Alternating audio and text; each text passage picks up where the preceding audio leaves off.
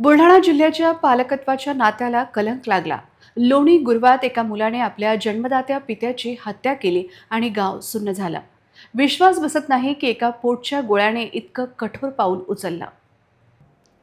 बुधवारी अक्षय तृतीयेचा दिवस, दानधर्म आणि मांगल्याचं प्रतीक, पण बुलढाण्याच्या लोणी गुरव गावाने या पवित्र दिवसाला काळिमा फासला। बुधवारी सकाळी एक हृदयद्रावक घटनेनं गाव हादरलं। एका तरुण मुलाने, धनंजय हिवराळे नावाच्या 25 वर्षाच्या मुलाने त्याचे वडील गोरख हिवराळे यांचा निर्घृण खून केला। गोरख वय वर्ष 55, दारूच्या व्यसनाने त्याची बुद्धी भ्रष्ट झाली होती। रोज घरी येऊन पत्नीला मारहाण करणं हा त्याचा नित्यक्रम बनला होता। आणि हे सगळं कोण बघत होतं? त्यांचाच मुलगा धनंजय। आपल्या आईवर होणारा अन्याय त्याच्या तरुण रक्ताला सहन झाला नाही। आतल्या आत तो खदखदत होता। त्या रागाचा आणि निराशेचा ज्वालामुखी अखेर 29 एप्रिलच्या रात्री भडकला।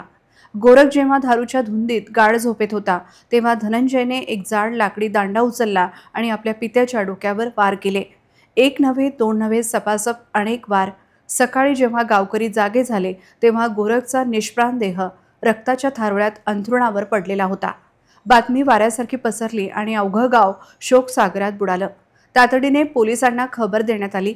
खामगाव ग्रामीण पोलीस स्टेशनचे अधिकारी आणि कर्मचारी त्वरित घटनास्थळी दाखल झाले। आरोपी धनंजयला पोलिसांनी ताब्यात घेतला आहे आणि त्याची कसून चौकशी सुरू आहे। पण या चौकशीतून काय निष्पन्न होणार? गेलेले वडील परत येणार आहेत का?